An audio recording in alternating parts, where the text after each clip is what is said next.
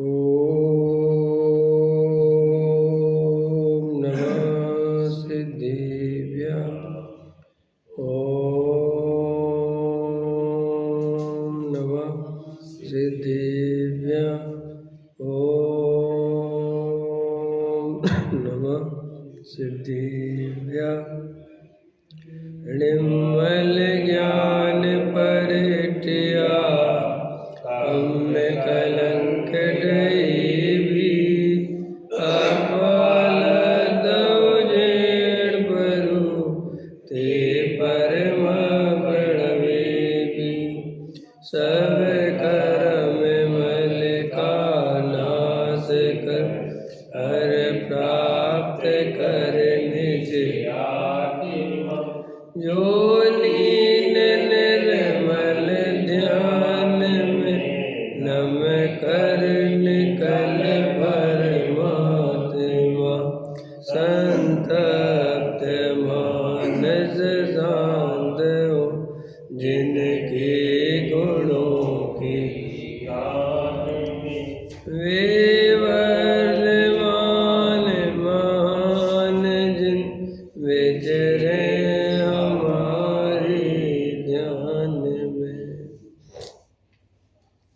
योग सार ग्रंथ है। गाथा अपनी 17 चल रही है। मार्गणा गुण तान का सब कथन व्यवहार से रिचायते परमेष्टि पद तो आत्मा को आचार्य कहते हैं केवल व्यवहार नय की दृष्टि से ही जीव को मार्गणा व गुणस्थान कही है।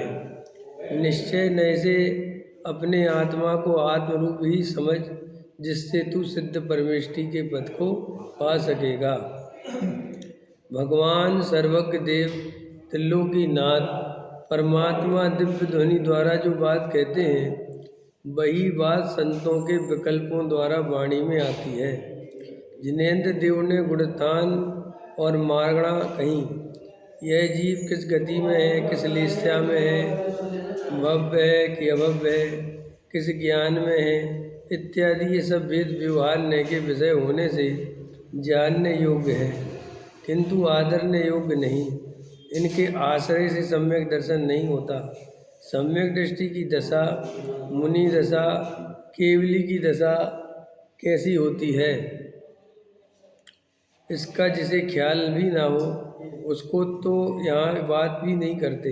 सम्यक दृष्टि को ये सब जानने लायक है परंतु इनमें सम्यक दर्शन को उत्पन्न करने की ताकत नहीं है। ये गुणस्थान मार्गण स्थान वर्तमान पर्याय में अस्थि रूप से हैं परंतु ये मात्र व्यवहार नय का विषय है। निश्चय नय से अर्थात त्रिकाल अभेद दृष्टि की अपेक्षा ये सब भेद अभूतार्थ असत्यार्थ कहने में आते हैं। मैं भव्य हूँ, मति ज्ञान शुद्ध ज्ञान छायक सम्यक 5 इंद्रिय वाला हूँ। ये सब पर्याय अपेक्षा से सत्य है परंतु ये भेद स्वभाव में नहीं है इसलिए आश्रय करने लायक नहीं है। आश्रय करने लायक तो एक त्रिकाल अभेद स्वभाव ही है। वही ऊपर ने चर्चा कर ली थी। कल भी ये चर्चा आई थी कि सब व्यवहार नए की जरूरत क्या है जब व्यवहार नय आश्रय करने योग्य नहीं है, सत्य नहीं है। व्यवहार के बिना परमार्थ का उपदेश नहीं हो सकता क्योंकि जीव को सीधा आत्मा समझ में नहीं आता। उसको संयोग के द्वारा पर्याय के द्वारा ही आत्मा की परिचय कराने की विधि होती है इसलिए व्यवहार की आवश्यकता पड़ती है। लेकिन अज्ञानी जीव को अनादि काल से ही काम भोग बंधन की कथा में रस है और बाहर में रस है, भेद प्रभेद में पर्याय में रस है तो वो व्यवहार का ही आश्रय लेकर व्यवहार में ही लगा रहता है और जिस व्यवहार से परमार्थ की सिद्धि करनी थी वो परमार्थ की सिद्धि करना भूल जाता है। समझ में आया? जैसे अब व्यवहार का विस्तार है, मंदिर पूजा पाठ भक्ति व्रत उपवास इत्यादि इत्यादि। अब ये धर्म के बाहरी साधन कहे, ये वास्तविक साधन तो है नहीं, उपचार से साधन कहे अब बता दिए तो कई सारे संसारी जीव इसी में लगे रहते हैं, पूजा पाठ, मंदिर भक्ति, मंदिर बनाना, ये करना, नया मंदिर बनाना, ये करना, इन्हीं कामों में लगे रहते हैं। समझ में, व्रत आदि में पालना, ये नहीं खाना, ये करना, इसी में लगे रहते। अब वे अपने आप को इससे बहुत बड़ा धर्म समझते हैं और ऐसे भाव चला जाता है। जबकि एकत्व वक्त भगवान आत्मा का स्वरूप समझना, अपने में से एकत्व और पर से विभक्त, ये करने लायक है कि मैं पर से भिन्न, अपने से अभिन्न ज्ञान स्वभावी जीव तत्व हूँ। ऐसा बैठ के शांति से अनुभव करे, दिन भर वेद ज्ञान करे तो धर्म होता है। लेकिन ये करने की तो फुर्सत ही नहीं है, क्योंकि बाहर में ही धर्म मान के बैठा है और कर कर के संतुष्ट होता है। और वहीं दया दान पूजा व्रत शील संयम व्रत उपवास, मंदिर बड़ा मंदिर छोटा मंदिर, बड़ी प्रतिमा छोटी प्रतिमा, इसी काम में लगे रहते हैं। समझ में आया? और अंदर से शांति से धर्म क्या है?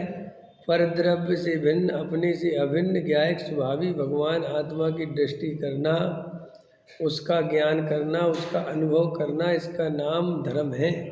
ये बाहर में दया दान पूजा भक्ति व्रत शील संयम मंदिर बनाना, समय शिखर जाना, ये सब धर्म नहीं है। ये तो पुण्य की क्रियाएं हैं, ये तो बंध हैं, ये तो संसार है।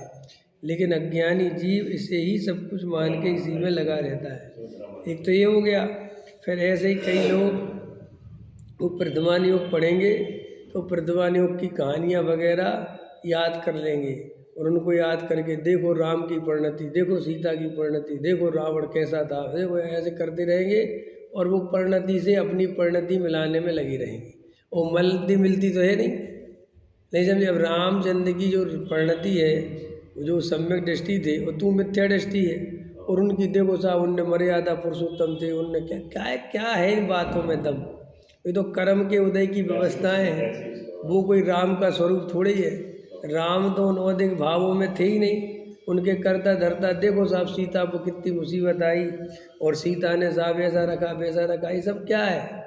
भेद ज्ञान करना सम्यक दर्शन है। ये बाहर की व्यवस्थाएं तो प्रत्येक जीव की अपने अपने कर्म के उदय के अनुसार बनती हैं, बिगड़ती हैं, उसमें क्या दम है? तो एक तो कई लोग ये प्रथमान योग वाली कहानी किससे याद करें।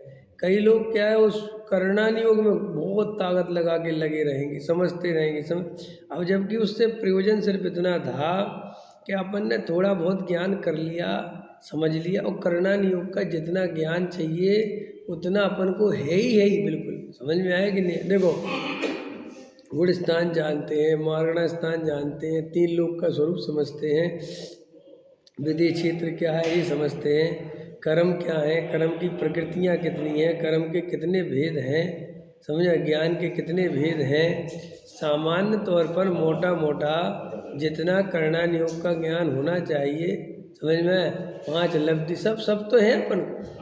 तो ऐसा कुछ है ही नहीं कि साहब अपन को कुछ करणान योग। अब वो बारीक का बारीक और भेद के भेद, तो उसका तो अंत नहीं है। आप उठा लो सम्यक ज्ञान चंद्रिकाएँ पढ़ते रहो, तो वो कहते हैं कि पहले इनसे भेद ज्ञान करके सम्यक दर्शन प्राप्त करना, यदि परमेष्टि पद चाहते हो। ये कौन कह रहा है? आचार्य कह रहे हैं। क्योंकि आचार्य भी ये बात समझते होंगे कि भैया ये उनके भी शिष्य वगैरह होंगे ना, तो वे भी ये मारगणा गुणस्थान इनमें अटके रहते होंगे, पढ़ते रहते होंगे, तो उनको कहनी पड़ी होगी ये बात कि भाई इनमें मत अल्टो, ये तो ज्ञान कराने के लिए बता दिया है, लेकिन तुम इसी में उलझ के रह गए। अब उसी के नोट्स बनाते फिर रहे हैं, लगे हैं उसी को पढ़ते रहते हैं। कई लोग देखो अपने भी मोक्षु, कई मैं जानता हूँ, कारण परमात्मा, कार्य परमात्मा, फिर वह विभागी प्रतिषेध, फिर फलाना बेटा, वो ऐसे सूक्ष्म ज्ञान में उलझे रहते हैं। समझ में आया? और वो ज्ञान जानता है पर को तो कैसे जानता है, और वो ज्ञान की पर्याय में, अरे भाई इतना सब जानने की बात नहीं है। अपन को तो राग जानने में आता है और ज्ञान जानने में आता है, और ये ज्ञान स्वभावी आत्मा ही आत्मा है और ये राग आदि आत्मा नहीं है। और वो ज्ञान स्वभाव, अब वो ज्ञान आत्मा में से आया कि पर में से आया, वो ज्ञान कैसे पैदा हुआ, वो ज्ञान पर का है कि स्वयं का है, ऐसी सब बातें कर के उलझा रहता है। शांति से ज्ञान स्वभावी आत्मा का भेदन करे, शांति से, बस ये मैं हूँ, और समता भाव धारण करे, परिणति में बीतराग भाव, इतना धर्म है ही इतना। लेकिन इतने धर्म में तो किसी का मन लगता नहीं। सबको तो बड़ा धर्म करना है, विस्तार वाला धर्म करना है, समझ में आया। बड़े बड़े विधान रचाने, बड़ी बड़ी पूजाएं रचानी है, पहाड़ चढ़ने हैं। आचार्य कहते धर्म था सरल, अपनी अज्ञानता से स्वयं बना लेता है कठिन, और फिर कहता है धर्म बहुत कठिन है। वैसे शादी करना सरल है कि कठिन है? शादी का कितने सरल है। शादी भाई लड़का लड़की है, 4 आदमी है, चाहो शादी कर लो। लेकिन नहीं, रिसोर्ट में करेंगे, 2 करोड़ खर्च करेंगे, और यहाँ नहीं करेंगे, क्या करेंगे, 500 किलोमीटर दूर जाके करेंगे, उदयपुर में जाएंगे। अब वहाँ होटलें देखता फिर रहा है, रिसोर्ट देखता फिर रहा है, फिर वो कह रहा है कि साहब हम 10 लाख लेंगे, कोई कह रहा हम 20 लाख लेंगे, ये महंगा है, ये सस्ता है, ये ऐसा है, ये ऐसा है। अब 10 दिन हो गए घूमते भटकते भटकते, और फिर कह रहा शादी करना कितना कठिन है। नहीं, ऐसे करते कि नहीं लोग? ऐसे बता तो मूर्ख कौन है भैया? शादी करना ऐसा तो नहीं इतना कठिन, लेकिन तेरे पागलपन के कारण वो कठिन होता है। यही सम्य शिखर का पहाड़ चढ़ेगा, पैर तोड़ लेगा, समझ में आया, और वहाँ से उतरेगा, अरे साहब बहुत कठिन है धर्म। धर्म ये है ही नहीं पहली बार। अब ये प्रतिमा है, पूजा पाठ, सुबह से खड़े हो जाएंगे, 6 बजे से आए, हाथ पैर टूट गए। अब धर्म बहुत कठिन है। किसने कहा था ऐसा धर्म करने को? भाई नहीं साहब, भगवान की पूजा करनी चाहिए। क्या करना चाहिए? 2 घंटे कहाँ लिखा खड़े होकर करना चाहिए भगवान की? कौन से ग्रंथ में लिखा है? आधा घंटा की पूजा बहुत है, 45 मिनट की पूजा बहुत है, नहीं ना? लेकिन नहीं, खुद ही पर उपवास करेगा। देखा है बस से यार, अरे मेरा कहने वाला ये है कि धर्म हमने अपनी अज्ञानता से, वो तो धर्म नहीं है, और अपनी अज्ञानता से हमने उसको कल्पना कर करके सब कठिन बनाया। और उपवास कर रहे हैं, भूखे रह रहे हैं, और कह रहे धर्म बहुत कठिन। अरे भैया धर्म ही नहीं है। धर्म तो शांति से अपने त्रिकाली ध्रुव भगवान आत्मा की दृष्टि करना, और परिणति में राग देश नहीं करना, समता भाव धारण करना, बस इतना धर्म हो गया। ये असली धर्म है, और शास्त्रों में यही धर्म लिखा है। शास्त्रों में और कोई धर्म नहीं लिखा, कोई बात नहीं लिखी। ये तो अपनी अज्ञान ने अपने राग के पोषण के लिए व्यवहार के कथन इकट्ठे कर लिए। काय के कथन इकट्ठे कर लिए? व्यवहार। अरे साहब देखो साहब, यहाँ वो सब व्यवहार नए के कथन है। और आचार्य पहले ही कहते आ रहे हैं कि हम जे दया दान पूजा भक्ति जे गुणस्थान, ये सब व्यवहार नए से जाने गए हैं, और व्यवहार नए अवतार थे कह रहे हैं। और ये भी कह रहे कि साहब व्यवहार नए के बिना तुम आत्मा नहीं समझ सकते थे, इसलिए हमने तुम्हें व्यवहार नए का वेद प्रवेद का सहारा लिया। लेकिन इनमें कोई धर्म नहीं है। लेकिन अज्ञानी जीव वो ही निमित्त के कथन, व्यवहार के कथन इकट्ठे करता रहता है। चरणान योग, प्रथमान योग, कर्णान योग, वो द्रव्यान योग में से भी जो उसके राग का पोषण करने वाले, उसकी कसाय का पोषण करने वाले, उनको इकट्ठा कर लेता है। वो कहता है साहब देखो ये सब लिखा है, पूजा पाठ भक्ति, और अंतरंग में कसाय मिटती नहीं। अंतरंग में खूब कसाय। अब जैसे रमेश जी कह रहे ना, खूब जोर जोर से चिल्लाते, फिर भी आएंगे पूजा में जरूर, कमी भी देखते रहेंगे, कसाय भी करते रहेंगे, और वहीं आगे खड़े भी रहेंगे, और उन्हीं से बतियाते भी रहेंगे वो जो चिल्ला रहे हैं। समझ में आया? और सब सुनते भी रहे। और कहवे ये तो सब चिल्लाते हैं। अरे मुझे समझ में नहीं आता, जब तुम्हें इतनी कमी दिखती है तो आते क्यों? 2-4 दिन में तब आए नहीं रहे। हाँ तो इनके ठेकेदारी है क्या कि ये कहेंगे तो आ नहीं रहे तो नहीं आ रहे? हमारा मन ऐसे तो संसारी जीव, तुम्हें कुएं में कूदने को कहेंगे तो कूद जाओगे, वे जहर खाने को कहेंगे तो खा लोगे। असली में मजा तो खुद को आता है, मन तो खुद का नहीं लगता। हम कह रहे तुम आ जाओ, 7 बजे आ जाओ, नीचे बैठो, 1 घंटे 1.5 घंटे स्वाध्याय करो चुपचाप शांति से, और प्रवचन के बाद पूजा करो अपनी 15 मिनट 20 मिनट। कोई नहीं करता। रंग राग में मजा आता है। इस सामूहिक पूजन करने में राग का पोषण होता है, कसाय का पोषण होता है। और फिर कहते साहब हमारा सामूहिक पूजन में मन लगता है। समझ में आया कि नहीं आया? तो लगे रहते हैं। और फिर इधर बताएंगे साहब उसमें ये कमी है, उनमें ये कमी है। मैं तो खूब सुनता हूँ, कमी भी सुनूंगा और जाएगा भी जीव वही। खूब कहते रहते, अरे साहब दया दान पूजा भक्ति में कोई धर्म नहीं। वो दया दान पूजा भक्ति 1 मिनट के लिए छोड़ दे कोई, खूब कहेंगे साहब कुछ नहीं रखा, 1 सेकंड कोई क्रिया छोड़ के दिखाओ दम हुए तो। अरे नहीं साहब, वो तो जरूरी है। आचार्य कहते हैं ये मिथ्या दृष्टि ऐसे ही नहीं जन्मों जन्मों से बनी रहे, अनंत काल बीत गया और आगे भी अनंत काल बीतने वाला है। ये पर्याय का अवसर गया, फिर अनंत काल पड़े रहना। कोई कुछ अभी तो लग रहा है ठीक है, मजाक बनाओ, एक दूसरे की हंसी बनाओ, कमी देखो, इसी में लगे रहो और आज असली धर्म की तरफ मत जाओ तो भैया बहुत तो चला जाएगा। तो देखो क्या कहते गुरुदेव श्री भगवान सर्वज्ञ देव त्रिलोकीनाथ परमात्मा दिव्य ध्वनि द्वारा जो बात कहते हैं वही बात संतों ने अपनी वाणी में कही है। मैंने ये बात सर्वज्ञ देव की समझकर सुनो, समझ में आया? जिनेन्द्र देव ने गुणस्थान और मार्गणा कही है। यह जीव किस गति में है, किस लिस्या में है, भव्य है अभव्य है, किस ज्ञान में है इत्यादि ये सब भेद व्यवहार लय के विषय होने से जानने योग्य तो हैं किंतु आदरने योग्य नहीं है। इनके आश्रय से सम्यक दर्शन नहीं होता। सम्यक दृष्टि की दशा, मुनि दशा, केवली की दशा कैसे होती है इसका जिसे ख्याल भी ना हो उसकी तो यह बात ही नहीं करते। सम्यक दृष्टि को ये सब जानने लायक है परंतु इनमें सम्यक दर्शन को उत्पन्न करने की ताकत नहीं। अब इनमें है ही नहीं सम्यक दर्शन को उत्पन्न करने की ताकत और हमने अपनी सारी ताकत इन्हीं में लगा दी। समझ में आया?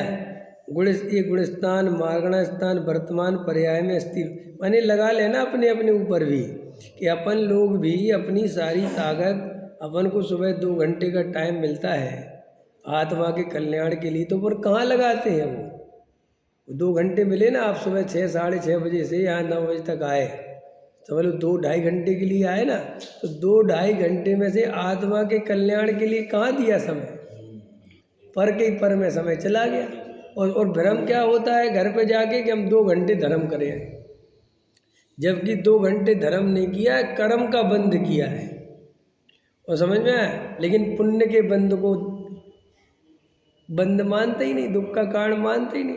भाई हमने दया दान पूजा भक्ति करी, इससे हमें कर्म बंधा और कर्म दुख रूप है, ये किस किस को अंदर में लगता है? भगवान का दर्शन पूजा पाठ बंद का कारण है, दुख रूप है, किसको लगता है? सबको लगता है इसका फल तो अच्छा आएगा। भाई भगवान की पूजा पाठ भक्ति का फल बुरा कैसे आएगा? तो भैया भगवान की पूजा पाठ भक्ति का फल संसार है, संसार आएगा और तू तो कह रहा है इसका फल अच्छा आएगा, इसका मतलब संसार अभी अच्छा लगता है। समझ में आया? ये कह रहे हैं यहाँ पर, देखो आगे क्या कहते हैं, अशेष कर्म का भोग है भोग न अवशेष रे, इससे दे एक धार के जाऊंगा स्वरूप स्वदेश रे। श्रीमद् रायचंद जी कहते हैं कि थोड़ा भी राग बरतता है उससे जाना जाता है कि अभी उसका वेदन रहेगा और इस कारण 1-2 भोग करने पड़ेंगे। पर्याय का ज्ञान तो होता है पर वह आदरणीय नहीं। भगवान आत्मा को जान, अब देखो कितनी बड़ी बात कही। श्रीमद् जी कह रहे हैं कि जो परिणति में राग आता है उस राग का वेदन होता है, वो अपने ज्ञान का गेय बनता है। तो ज्ञानियों को ऐसा अनुभव आता है कि ये राग है तब तक मुझे मुक्ति मिलने वाली नहीं है, और अपन को ये जो राग है ये मुक्ति मिलने वाली है। एक इसका लगता है अपन को, ये राग दुख रूप कहाँ लगता है? अपन तो राग में धमाधम करने में लगे हुए हैं। मजा माने वो राग दुख रूप, देखो जिसे अशुभ राग दुख रूप नहीं लगता उसे शुभ राग क्या दुख रूप लगेगा? जिसे कमाने का भाव, घर गृहस्थी में रहने का भाव, पंच इंद्रिय के विषय भोग का राग, यही दुख रूप नहीं लगता। वो तो उसमें ही मस्त है। तो पूजा पाठ भक्ति दया दान का राग तो उसे धर्म दिखेगा ही दिखेगा, इसमें क्या आश्चर्य की बात है? समझ में? ये तो ज्ञानी की बात है भैया, कि भैया ज्ञानी को परिणति में जो राग है उसे वो दुख रूप भाषित होता है। एक एक परिणाम ये जब तक रहेगा, राग रहेगा, तब तक मुक्ति मिलने वाली नहीं है। देखो क्या कहते हैं, भगवान आत्मा को जान कि जो केवल ज्ञान स्वभावी अभेद अनंत गुणमय प्रभु है, जिसमें है आत्म द्रव्य ये गुण, ऐसा भेद भी नहीं है। देखो यह आत्मा है, इसके ये गुण हैं, ऐसा भेद भी नहीं करना। ऐसा भेद की करता है तो भी आत्मानुभव नहीं होता। ऐसे आत्मा को आत्मरूप जान। इससे जानने का फल क्या है? अभेद चिदानंद आत्मा को जानेगा, उसका आश्रय करेगा तो निश्चय से अनंत सिद्ध पद पावेगा। अपने आत्मा को जानने से सिद्ध होगा, व्यवहार को जानने से सिद्ध नहीं होगा। समझ में आया? देखो मुक्ति के मार्ग में उलझने बहुत आएंगी, शंकाएं बहुत आएंगी, विकल्प बहुत आएंगे। कभी लगेगा करूं, कभी लगेगा अरे क्या क्या करूं, कभी संसार अच्छा लगेगा, कभी आत्मा की बात अच्छी लगेगी, कभी लगेगा यार धर्म तो अपनी जगह है, रुपया पैसा मकान दुकान बहुत ज़रूरी है। ऐसे अनेक अनेक विकल्प आएंगे और अपने को उसमें से उत्तरकाली ध्रुव ज्ञाय भगवान आत्मा की ओर टिके रहना ये पुरुषार्थ है। वो तो उदय के अनुसार विकल्प बदलते रहते हैं, नाना प्रकार के विकल्प, नाना प्रकार के भाव, नाना प्रकार, और अपने साथ ज़्यादा होगा ये, अन्य जीवों के साथ नहीं होगा, क्योंकि उनका रास्ता साफ है। उनने तो संसार का चुनाव कर रखा है। तुमने और हमने ही संसार का चुनाव द्वंद्व में हो रहे हैं अपन। एक तरफ उनको मुक्ति दिखने लगी है और एक तरफ संसार दिखने लगा है, और अपन चौराहे पे खड़े हैं। समझ में आया? तो अपने को अब शंका हो गई कि इधर जाए कि इधर जाए, तो कन्फ्यूजन होगा ना। तो परेशान कौन दिखेगा? स्वाभाविक है तुम ही दिखोगे। और वो जो संसारी है, मोही है, उसकी तो गाड़ी एकदम संसार में चल रही है। उसे तो ना मोक्ष से कुछ लेना देना है, ना आत्मा से कुछ लेना देना है। उसे तो जय जय गुरुदेव, बाबा तेरी शरण में आया। उसे कोई लेना देना नहीं, काहे का संवेदन, काहे का आत्मा, कौन का अनुभव। बस बाबा तेरा ही सहारा है, बस तुम तो पीछे रखो। और एकदम नाच रहा है, कूद रहा है और आहार दे रहा भक्ति भाव से। लो बाबा भोजन आहार लो तुम तो। समझ में आया? मन शुद्धि, वचन शुद्धि, काया शुद्धि। उससे कहो कि देखो भैया तुम आत्मा समझो, वो कहता है बेकार की बात। तो वो तुम्हें ज़्यादा निशंकित दिखेगा, वो तुम्हें ज़्यादा पावरफुल दिखेगा। मैं ये कहना चाहता, ये कभी कभी बहुत से आत्मार्थियों की शंका हो जाती है कि यार हमने आत्मा समझ के हमने ज़्यादा गलती कर ली कि क्यों क्या नहीं नहीं, ऐसी उस अर्थ में नहीं कह रहा। इस अर्थ में कि उस द्वंद्व रहता ना, द्वंद्व की अपेक्षा कह रहे हैं कि भाई उसे संसार के कार्य भी करने होते हैं, घर गृहस्थी भी चलानी होती, और मुक्ति की भी याद आती रहती है। सो वहाँ भी हाथ पैर ढीले होते रहते हैं और पूरी तरह मुक्ति में लग नहीं पाता। सो वैसा अंदर में थोड़ा द्वंद्वात्मक जीवन रहता है। तो वो द्वंद्वात्मक जीवन से कभी कभी घबराहट होती। कई लोग तो कहते हैं अपन करें क्या, ना इधर के ना उधर के, ये बहुत रहता है लोगों के दिमाग। लेकिन देखो जिंदगी में कभी भी जब आप कोई निर्णय करने जाते हैं तो द्वंद्व तो खड़ा होता ही होता है। भाई आप एक लड़की की शादी भी करेंगे तो द्वंद्व तो होता ही है, यहाँ करें कि नहीं करें, यहाँ करें कि नहीं करें। ये सब विकल्प है। इससे अच्छा कोई घबरा के कहे कि हम तो भाई साहब लड़की नहीं होती तो बहुत अच्छी रहती। अरे ऐसा नहीं है भाई, ऐसा ही होता है संसार में। ऐसे ही जब अपन मुक्ति की ओर बढ़ते हैं तो सब तरह की बातें आती है। पूजा करना है कि नहीं करना है, इसमें धर्म है कि नहीं है। कोई तो कहता है धर्म है, कोई कहता है धर्म नहीं है, कोई कहता है पूजा करो, कोई कहता है मत करो। ऐसे आएंगे ना, दो बातें खड़ी हो गई ना भाई। एक आदमी के पास तो एक ही तरफ की बात है कि भाई करो करो करो करो। अब यहाँ आए तो दो बात खड़ी हुई कि ये कहते करो और वो कहते मत करो। ये कहते साहब आत्मा को जानो और वो कहते साहब आत्मा को जानने से क्या होता। अभी द्वंद्व हो रहा है। ये द्वंद्व से घबराना नहीं, ये द्वंद्व में निर्णय करना कि सही क्या है, सत्य क्या है, इसकी खोज करना। कम से कम तुम उस जगह पे आके खड़े तो हुए हो कि जहाँ तुम सत्य के खोजी बन सकते हो, जहाँ तुम्हें ये भाव जग सकता है कि सत्य को खोजना है। बेचारा संसारी जीव तो, मोही जीव तो अपने स्त्री पुत्र कुटुंब परिवार शरीर मकान दुकान दया दान पूजा व्रत इनको ही सत्य मान के बैठा है। उसे इसके अलावा कोई दूसरा सत्य है उसे पता ही नहीं है। उसे तो महाराजों के पीछे दौड़ना, उनकी सेवा करना, भक्ति करना और वहाँ वो भी करना और खूब पैसा भी कमाना, खूब बड़े मकान दुकान बनाना, उसे कोई विकल्प नहीं है। वो तो ये समझता है कि यही सब करने लायक है। उसे कोई ऐसा नहीं लगता कि साहब मैं गलत हूँ कि मैं सही हूँ, क्या करूँ, क्या निश्चय सही है कि व्यवहार सही है, उसे कोई लेना ही देना नहीं है। ये तो निश्चय और व्यवहार का झगड़ा हमारे यहाँ है। निश्चय वालों के यहाँ झगड़ा है निश्चय व्यवहार में, व्यवहार वालों के यहाँ झगड़ा नहीं है, क्योंकि वहाँ निश्चय है ही नहीं।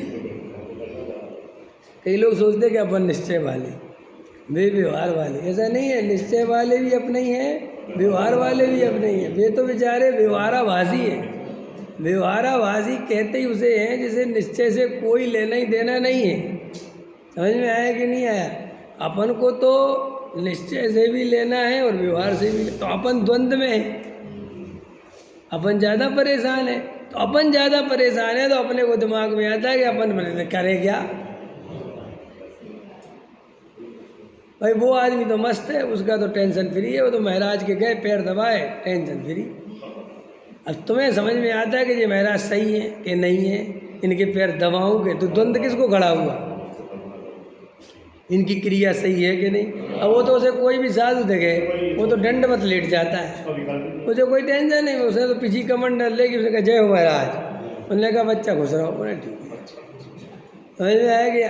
अब अपन के साथ बड़ी दिक्कत है, महाराज मिले तो अपन नमस्कार आसानी से कर नहीं सकते। पहले महाराज कैसे हैं, कहाँ से आए, कौन है, इनकी चर्या कैसी है, तो अब अपन को लगता है सबसे ज़्यादा परेशानी अपने ही साथ है। ऐसे अपन को खाने पीने में, वो तो कहीं भी जाके कुछ भी खा लेते हैं, उन्हें तो कोई टेंशन है नहीं। अब अपन को बड़ा टेंशन रहता है, भैया इसमें जमीकन तो नहीं है, भैया अशुद्ध तो, अभी कहते तुम्हारे बड़े नखरे हैं, तुम्हारे बड़े। लेकिन रियल बात यह है कि वो जो जागृत हुआ है उसके जीवन में द्वंद्व तो खड़ा होना ही होना है, और आप इस द्वंद्व से घबराते हो। लेकिन इसी द्वंद्व में अगर आप निर्णय करोगे, तत्व विचार करोगे, खोजी बनोगे तो सत्य को पालोगे। लेकिन खोजी बनना, वो मान मत लेना, क्योंकि मानना कोई खोज करना नहीं होता। पहले हम व्यवहार मानते थे, फिर हम पंडित जी के पास आए, उनने हमें निश्चय समझाया तो हमने निश्चय मान लिया। इस मानने की कोई कीमत नहीं है, स्वयं को खोज करना पड़ेगा। सम्यक दृष्टि की यही, अभी सम्यक दृष्टि प्राप्त करना है ना, उसके पहले यही दशा है, एक हाथ से संसार पकड़ा है और एक हाथ से आत्मा पकड़ा है, ठीक है। अब इन दोनों में से एक छोड़ना है, यही समझ लो। मिथ्या दृष्टि ने तो पूरी तरह संसार ही पकड़ा, बात खत्म जी, हाथ तो यहाँ रखा उसने। समझ में आया कि नहीं आया? हाँ, उसे तो पता ही नहीं। अब जो सम्यक सन्मुख है उसने ये हाथ फैलाया और आत्मा भी पकड़ लिया। अब लेकिन हम इन दोनों में झूला झूल रहा है, इस तरफ जाऊं इस तरफ जाऊं। कभी तो ये डोर खिंचती है और कभी ये खिंचती है। जब ये खिंचती है तो उसको बहुत ऐसा लगता है कि वह हो गया काम, लेकिन इतने में फिर उदय तीव्र होता है तो ये खिंच जाती है। अब ये द्वंद्व है, ऐसे वो है ना, ऐसा वो द्वंद्व है। अब इसी द्वंद्व में एक दिन झटका लग के तुम्हें इस तरफ चले जाना है और फिर यहाँ लौट के नहीं आना है। समझ में आया कि नहीं आया? वह तो काम होएगा। लेकिन तुम क्या कर रहे हो, आचार्य कहते हैं कि जे तुमने आत्मा पकड़ लिया ना, अब तुम ऐसे ही रुक गए। आप समझ गए? वो तो कह रहे कि इधर और इधर, और तुमने क्या किया कि ढीला कर ही नहीं रहा, तुमने सेट ही कर लिया। तुमने कहा अब ये पकड़, नहीं पता। अब चाचा ये कैसे सेट हुआ? ये हुआ तुम्हारा ऐसे सेट कि दिन भर करो काम धंधा, सोचे हाथ मजबूत, और सुबह शाम करो स्वाध्याय, सोचे हाथ मजबूत। ये ऐसा होगा ना, ये सुखी के कारण कर रहा है, ये भय के कारण कर रहा है, ये भय के कारण पकड़ रखा है, जो धर्म का कर रहा है, ये सुख कैसे इसमें हाँ ऐसा समझ लो, और फिर ऐसा समझ लो कि विचार नहीं करता, समझ में तो आई भाई, बात समझ में तो आई उसे, जब तो वो आत्मा की तरफ गया स्वाध्याय में समझ में तो आई, हाथ फैलाया भी उसने, लेकिन उसने निर्णय नहीं करा, गहरा निर्णय नहीं करा कि यार इन दोनों में से अब सच्चा कौन सा है। कभी ये सच्चा लगता है, कभी ये लगता है, कभी लगता है इसके बिना तो नहीं चल सकती भैया, घर गृहस्थी तो बहुत जरूरी है। कल हमारी श्रीमती जी स्वाध्याय कर रही थी, हाँ तो उसमें आया कि देव दर्शन और वितरागी देव के पास जाने से जिस तरह से जो है बहुत धूल धक्कन हो रही हो, धूल जम रही हो, तो जो है बरसात होने से भी धूल साफ हो जाती है, बादल साफ हो जाते हैं।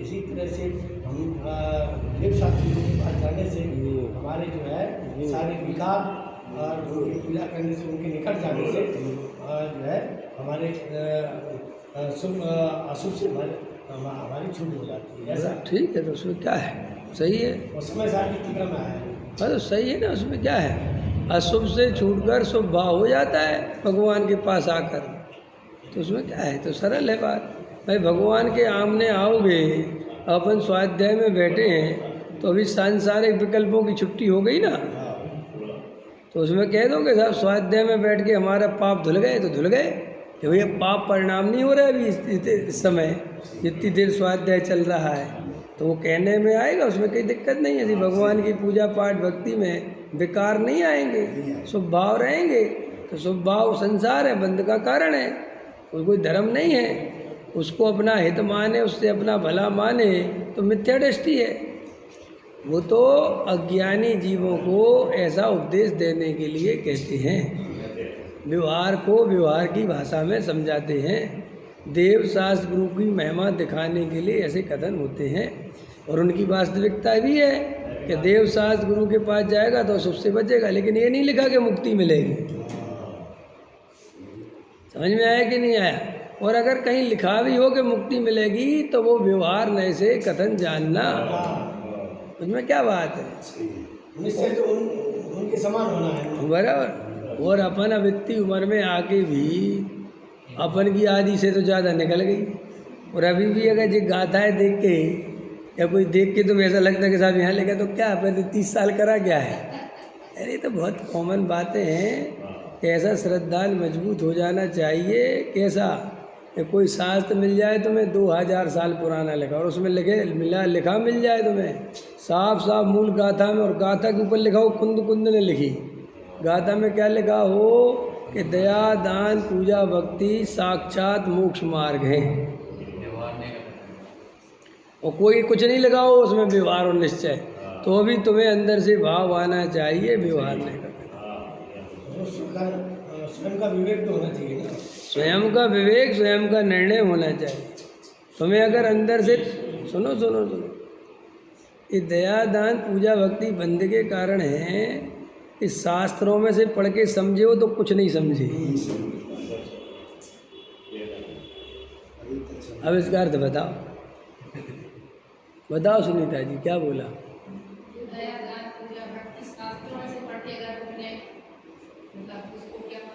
हाँ, उसको बंद का कारण माना क्योंकि शास्त्र में लिखा है, तो कुछ नहीं समझा। ऐसा तो क्या नहीं समझना है, अपने तर्क से, अपनी युक्ति से, अपने विवेक से, अपने अनुभव से बात समझ में आना चाहिए कि साहब कैसे आना चाहिए।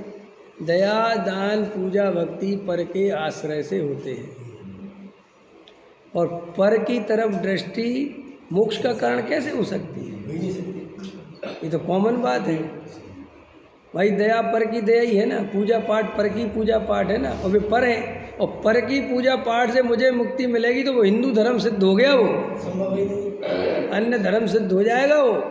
वे तो क्योंकि वे ही मानते कि भगवान के साथ मुक्ति मिलेगी, तुमने ही वही माना क्या नहीं है।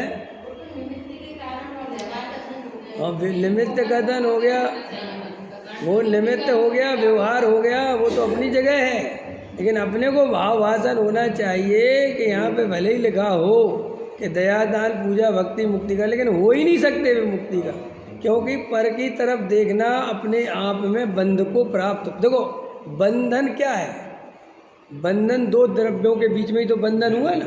तो बंधन कैसे हुआ? पर की तरफ देखा तो बंधा। अब चाहे वो देवसात गुरु की तरफ देखा हो, और इसके लिए सबसे अच्छा उदाहरण तुम्हारा प्रथमायुग भरा पड़ा है, नकुल और सहदेव प्रसिद्ध है। कौन सा उनने कोई गलत भाव आया था? बोलो तो बंध गए ना। 33 सागर की जेल हुई ना, इससे पता चला ना शुभ भाव बंद कर कारण है। समझ में आया कि नहीं है? और अपन भी अपने स्वरूप में लगे हुए हैं, समझ लो मेरी बात, और एकदम निर्विकल्प अपने स्वरूप में। और इतने में भगवान महावीर याद आ गए, तो परिणति में मलिनता आ गई ना। परिणति बाहर की तरफ आ गई ना, चांदनपुर के चंदा प्रभु आ गए, कहीं की आ गए, पर में गई। दया का भाव आ गया, मंदिर बनवाऊंगा, हो गया ना, पर में आ गए ना। वो गरीबों को दान करूंगा, बेचारे बहुत परेशान हैं, आ गई ना, पर आ गया ना। तो ये दया दान पूजा भक्ति अनुभव से दिखना चाहिए कि बंध के कारण है, मुक्ति के कारण है। बात लिखी की बात है। कबीरदास कहते हैं बात लिखा लिखी की नहीं है, ये बात अनुभव की है।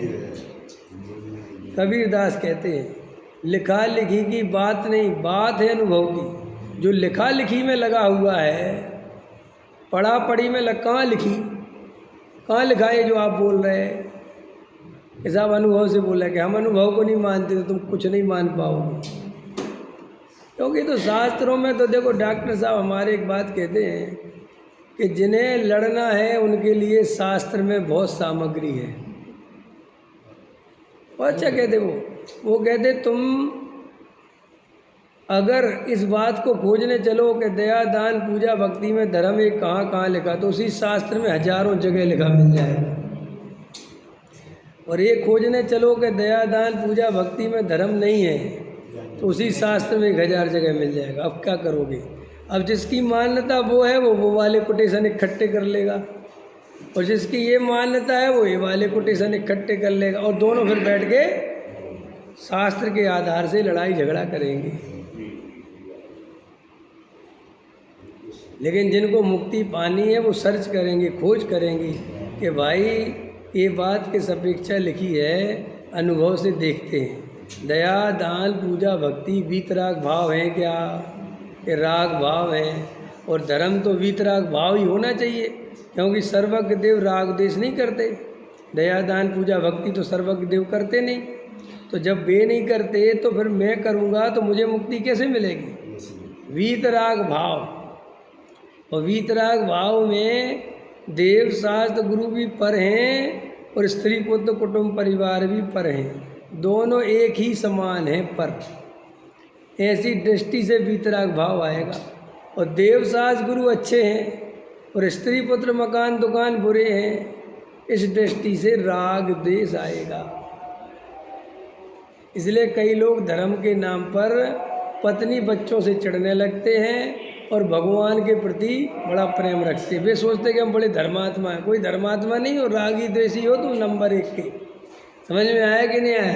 कोई दम नहीं भैया। बहुत ईमानदारी से स्वयं खोज करो, स्वयं रिसर्च करो। धर्म रिसर्च करने की चीज़ है, स्वयं को स्वयं में पाना, अनुसंधान करने का काम है। धर्म किसी को दिया नहीं जा सकता। कोई पिछी कमंडल का आशीर्वाद लेने से मोक्ष नहीं चले जाते। इसलिए जो मैं समझाने की कोशिश कर रहा था, वो ये कोशिश कर रहा हूँ कि द्वंद्व आएंगे, सब तरह के द्वंद्व आएंगे। आपको कभी संसार में रस आएगा, कभी मोक्ष में रस आएगा, कभी ये बात अच्छी लगेगी, कभी वो बात लगेगी, कभी किसी से प्रभावित होगे। तो ये सब पहले ही दिमाग में लगा लेना कि अभी जब मार्ग में आगे बढ़ेंगे तो इस तरह की परिस्थिति बढ़ेगी। लेकिन आप टिके रहना, शांति से एकांत में बैठ के निर्णय करते रहना, तो आत्मा की प्राप्ति हो जाएगी। कभी लगेगा स्वाध्याय में बैठ के आत्मा ही सब कुछ है, कोई किसी का कर्ता धर्ता नहीं है। और बाहर जाओगे और निमित्त की तरफ से स्थिति बनेगी तो ऐसा लगेगा कि कर्ता धर्ता। कभी लगेगा बुद्धि लगाने से काम, और कभी क्या लगेगा, ये द्वंद्व खड़ा होगा आपके साथ। और आप इस द्वंद्व को निश्चय और व्यवहार के खाते में जमा मत कर लेना। न वो गड़बड़ कर लेते हैं लोग, लोग क्या करते हैं, बुद्धि लगाते रहेंगे, अपन कहेंगे देखो भैया इतना उपयोग क्यों लगाते हो, इतना मत सोचो जो होने योग्य है। अरे क्या बात करते हो साहब, व्यवहार से सोचना पड़ता है, समझ में आया कि नहीं। और हम थोड़ी सोचने वाले हैं, वो तो जो सोचना ऐसे कर करके वो उसकी तरफ झुका रहता है। नहीं नहीं, जब कर्तृत्व का भाव आए तो निषेध करना, निषेध हो पाए चाहे नहीं हो पाए, अंतरंग में निषेध रखना कि ऐसा स्वरूप है ही नहीं, मेरे विकल्पों से कुछ होने वाला नहीं। विकल्प भले ही बहुत आ रहे हैं, लेकिन अंदर श्रद्धान में रहना चाहिए कि जो होने योग्य है वैसा ही परिणमन होगा। और ये कोई दम नहीं इन बातों में कि मैं ये मान्यता बनाऊं, समझ में। तो अपने आप आपको इसका अंदर में निषेध बुद्धि रहने से आपका झुकाव इस तरफ रहेगा, और आप व्यवहार निश्चय करते रहेंगे तो कुछ मिलने वाला नहीं है। आप ठगते रहेंगे अपने आप को, संसार के कामों में लगे रहेंगे और व्यवहार करते रहेंगे। नहीं नहीं नहीं, निषेध बुद्धि से रहना कि कोई दम नहीं है, चाहे कितने ही कर्ता कर्म दिखाई दे, कर्ता कर्म है नहीं। कल डॉक्टर साहब बहुत अच्छा उदाहरण दे रहे थे कि जैसे एक शेर है और एक कांच की दीवार है और उस तरफ बकरी है, और बकरा सोच रहा है, बकरी सोच रही है कि ये शेर मुझे खा जाएगा, और शेर सोच रहा है मैं इस बकरी को खा जाऊंगा। न तो शेर को वो कांच की दीवार दिख रही और ना बकरी को दिख रही, और भय इतना भयंकर के पूछो मत, समझ में आया कि नहीं आया। अब वो शेर ने खाने का भाव किया, समझते कि ना, मज़ेदार बात है। तो वहाँ बकरी मर गई। अब शेर कह रहा बकरी को मैंने मारा। शेर क्या सोच रहा, बकरी को किसने मारा, मैंने मारा। तो शेर ने ये मान्यता रखी कि मैंने मारा और मैंने मार दूंगा, और मैंने मार दिया इसलिए बंधु को प्राप्त हुआ। और वो मरण को प्राप्त क्यों हुआ, उसको ये लगा कि मार देगा। तो दोनों काय से मरे, माने दोनों का जो कुछ ही दशा का अज्ञान से।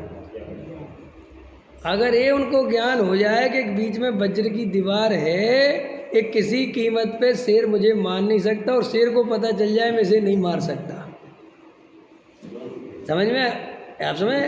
ऐसे ही ज्ञान और ज्ञे के बीच में वज्र की दीवार है, लेकिन वो ज्ञान ज्ञे में ऐसे झलकता है कि वो ज्ञान को ऐसा भ्रम हो जाता है कि ये ज्ञे मेरे में आ गया,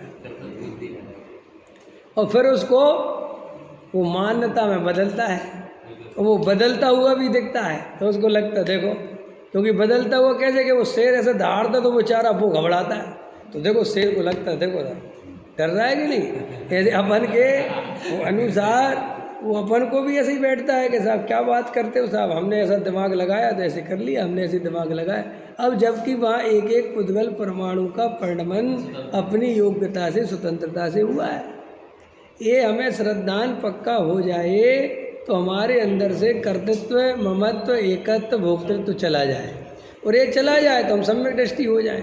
लेकिन हमारे अंदर वो वज्र की दीवार हमें ध्यान में नहीं आती। हम पढ़ते तो हैं कि एक तरफ दूसरे तरफ का कर्ता धरता नहीं है, लेकिन अंदर में ऐसा लगता है कि नहीं नहीं नहीं नहीं, कर्ता धरता तो है, भले ही निमित्त की तरफ से। अब कई लोग सोचते हैं कि निमित्त का नाम ले लो तो अपन ज्ञानी भी रहेंगे और काम भी कर लेंगे। ऐसे होते क्या है कि देखो साहब हमने तुम्हारी संस्था में दान दिया, कि कोई किसी को दान दे ही नहीं सकता, कि नहीं नहीं नहीं आप समझे नहीं, वो तो हमने समय सारा पढ़ा है, हम वो नहीं कह रहे, वो तो उपादान की बात कह रहे हैं, हम तो व्यवहार से कह रहे हैं, हम तो निमित्त की अपेक्षा। आप निमित्त की अपेक्षा समझो ना बात। अब तो तूने निमित्त भले ही ले लिया सहारा, लेकिन अंदर में तो कर्तृत्व का पोषण ही करना चाहता है। ऐसा देखो ये मंदिर हमने नहीं बनाया भाई साहब, बना तो अपनी योग्यता से, लेकिन निमित्त तो हमें। तो ऐसा ऐसा कहने से तू सोचता है कि तू धर्मात्मा है, ऐसा तू मिथ्या दृष्टि है एक नंबर। ऐसे होते ना अपन कहते बाप बच्चों से कहते भैया तुम्हारी अपनी योग्यता है, लेकिन निमित्त तो है, हमने रात दिन एक कर दिए तुम्हें पालने में, भले हम निमित्त अपेक्षा है। भाई तू नाम बदल लिया, शास्त्रों में से पढ़ना सीख गया, लेकिन अंदर में तू निमित्त को कर्ता मानता है। हाँ, निमित्त तो बोलने की बात ही नहीं थी, तू बोल क्यों रहा है? तो ऐसे कई लोग आपको मिल जाएंगे, साहब हमें अपने नाम बुलवाने की इच्छा नहीं है। अच्छा, तो क्या इच्छा है? हमारा नाम बोलोगे तो आपके 10-20 लोग और दान दे देंगे, इसलिए आप हमारा नाम बोल दो। अंदर में अभिप्राय में वासना तो अपने नाम को बुलवाने की है। जैसे कई पंडित होते ना, अरे आपने उनका सम्मान नहीं करा क्या, इतने में याद आ जाता अरे तुम्हारा भी तो रह गया। तो अभिप्राय में तो वो उसको खुद को कराना है, दूसरे का किसको पड़ी है। लेकिन वो दूसरे के चक्कर की बात नहीं है, चक्कर अपना है तुम्हें। तो गहराई से ऐसे अभिप्राय खोटे होते हैं जीवों के, ऐसे खोटे अभिप्राय नहीं रखना बिल्कुल भी, समझ में आया। और वस्तु स्वरूप में द्वंद्व होगा, इस द्वंद्व को जीतना ही है। ये द्वंद्व को कैसे जीतेंगे? तत्व विचार के द्वारा ही जीत सकते हैं। पूजा पाठ भक्ति में लगे रहो, स्वाध्याय में लगे रहो, और घर जाके घर के कामों में लगे रहो, और सोचो कि ये द्वंद्व मिट जाएगा, कभी नहीं मिटेगा। फैक्ट्री पे बैठोगे अरविंद जी, और फैक्ट्री पे विचार करना पड़ेगा। यही चल रहा ना द्वंद्व, लेकिन कभी कभी द्वंद्व भी चलता रहता है और द्वंद्व को ही धर्म समझता है। अच्छा एक बात बताओ, 20 साल से द्वंद्व चल रहा, कितने साल से चल रहा भाई? 20 साल से चल रहा द्वंद्व, तो तुम्हें द्वंद्व का दुख नहीं लगा? कितने दिन हो गए यार, आज तो एक तरफा करके रहूँगा। क्योंकि हम द्वंद्व भी आर्टिफिशियल करना सीख जाते हैं। बड़ा खतरनाक है भाई साहब मामला इतना खतरनाक है कि द्वंद्व भी आर्टिफिशियल है। कैसे? पैसा भी गिनता जाएगा और सोचता भी जाएगा पैसा सार है भैया, कोई दम नहीं है भैया, एक नोट कम है इसमें। हाँ, वो भी बोल रहा है, एक नोट कम है, लाओ फटाफट। अब वैसे तो पैसे की कोई बात नहीं है, लेकिन ठीक है भाई, बराबर तो काम तो बराबर होना चाहिए ना। लाओ एक नोट कम है, लो एक नोट ले लो सेठ जी, रख दो कुछ नहीं, डाल दो यार, कोई दम तो है नहीं। ये सोचता कि ये बड़ा धर्मात्मा है। ये सब तूने होशियारी सीख ली है। लोग द्वंद्व को बड़ा धर्म समझते हैं। लोग समझते हैं सम्यक दृष्टि माने वो द्वंद्व करता रहता है तो उसे वैराग्य रहता है, अंदर में पैसा लेता भी रहता है और ऐसा सोचता भी रहता है कि पैसे में कोई दम नहीं है, तो 2 कौड़ी की चीज़ है साहब, क्या रखा पैसे में साहब, कोई दम नहीं साहब। लाखों जाए चाहे लाखों आए, ये लाभ हानि साहब, ये तो कर्म के उदय से होती है। ऐसी बातें करता है, अंदर में बिल्कुल पैसे की पकड़ मजबूत है बहुत, और ऐसे बोलता है क्योंकि ये भाषा उसने शास्त्रों से पढ़ पढ़ के सीख ली, और अंदर में ये सीख लिया कि ऐसा बोलेंगे ऐसा सोचेंगे तो हमें बंद नहीं होगा ज़्यादा।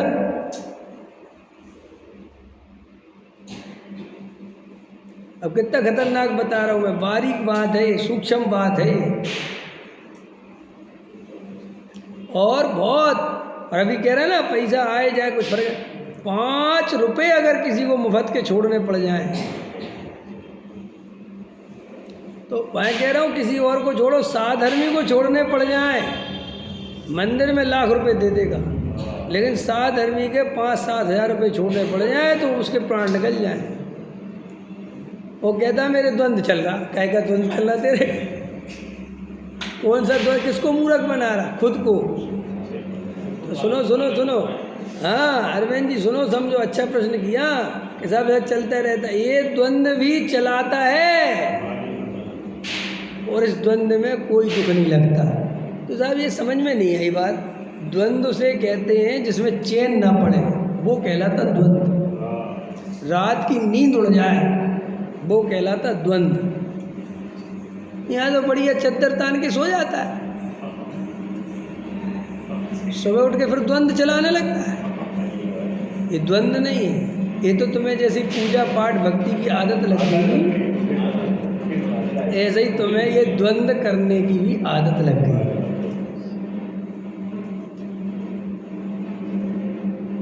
खाते भी जाओ और कहते भी जाओ कि इसमें कुछ नहीं रखा भैया, अनंत बार इतना भोजन किया, पहाड़ के ढेर लगा दिए अपन अंदर में, समझे? बोलता रहता है, सोचता, वो सोचने को बड़ा समझता है आदमी, उपयोग कोई ऐसे लोग सोचते हैं कि ये उपयोग है ना, उपयोग, तो इसमें जितना हम जैसा धर्म का विचार करेंगे तो हम धर्मात्मा हो जाएंगे, पाप का विचार करेंगे तो पापी हो जाएंगे, विषय कसाय का विचार करेंगे तो इसलिए उपयोग में माला फेरते हैं। कई लोग रोटी खाते हैं, इसमें कोई धर्म नहीं भैया।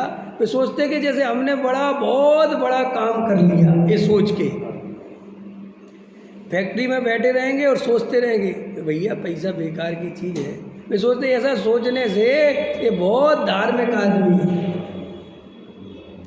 ये सब उल्लू मत बनाओ, ये किसी को मूर्ख नहीं, अपने आप को मूर्ख बना। साहब आप क्या बात कर रहे हैं, तो हमें ऐसा सोचे भी नहीं। तो रोज सोचकर भी कोई निर्णय नहीं करता।